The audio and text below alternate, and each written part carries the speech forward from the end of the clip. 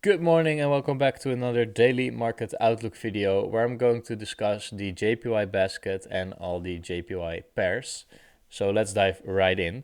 Last week, what happened is, let's see, um, we came back in towards the demand zone and then we started to create some breaks in towards the downside, in towards the upside, but to be honest, it's just a range, sideways price action over here.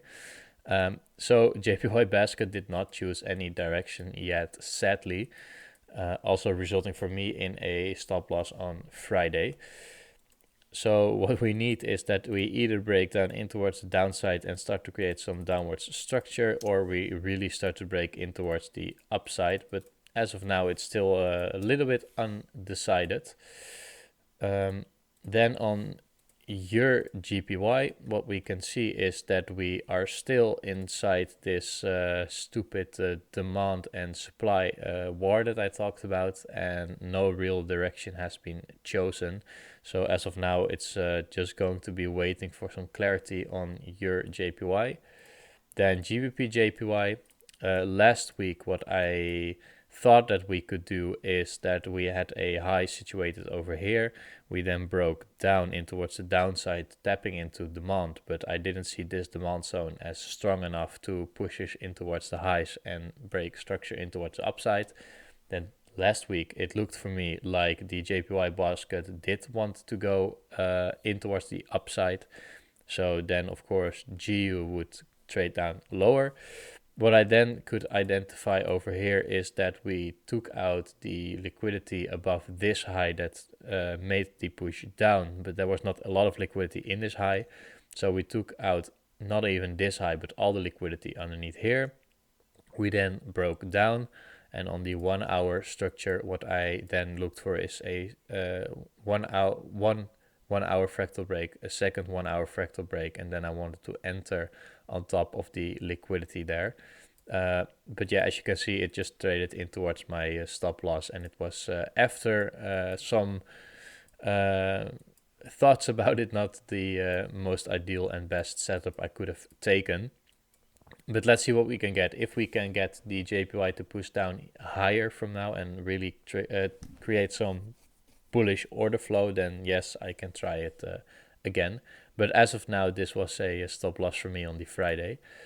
Then on AUD JPY, it's still after the 4 hour break of structure in towards the upside and then just a range. So this for me is also no trading on AUD JPY, and I'm going to wait for some more clarity. Then we have NZD JPY. NZD JPY did continue down a little bit lower, and eventually I do want to look for some longs, but as of now, not real clear structure forming. There are some ugly lows over here. Yes, we are taking out some internal liquidity. Underneath here, we did not take out the liquidity, I guess. Let's see for a second. Over here we have the, oh wait, this one. Over here we have 334 and 33. Yeah, so we did not take out this low, and we started to trade a little bit higher, but as of now I expect this to just continue down lower and maybe in the near future show us some confirmation. But as of now, going to leave this on the sideline and create a more certain price action.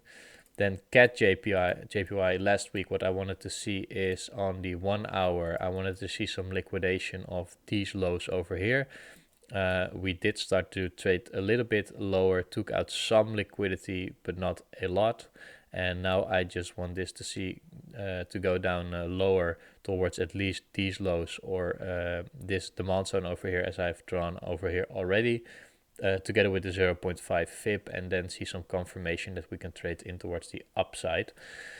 But for now, CAT JPY also waiting. Then CHF JPY on the 4 hour here.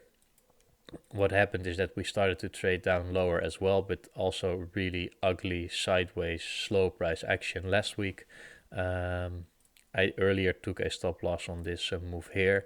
But what I would like to see is that we can trade down a little bit lower, take out at least this low that we created here, and then inside this demand zone I want to see some confirmation that we can trade in towards the upside. Or what I've drawn out here earlier is that we take out this demand zone over here, use that as liquidity together with the 0.5 and then trade up higher. And that would mean that the JPY basket as well, if I go back there once again, is that this start to trade up a little bit higher, so the pairs can trade down lower and then take out maybe this high here, then see a change of character and trade down in towards the downside. But as of now, with the price action that's currently forming over here, there's nothing for me to do. Guys, thanks for watching this market outlook video on the JPY pairs. I hope you liked it. Leave a like if you did. Leave a comment what you're trading today or what you're looking for in this coming week. Subscribe to the channel if you want to see more. I'm here Monday to Friday with new daily market outlooks. And I'll see you guys on the next one. Bye.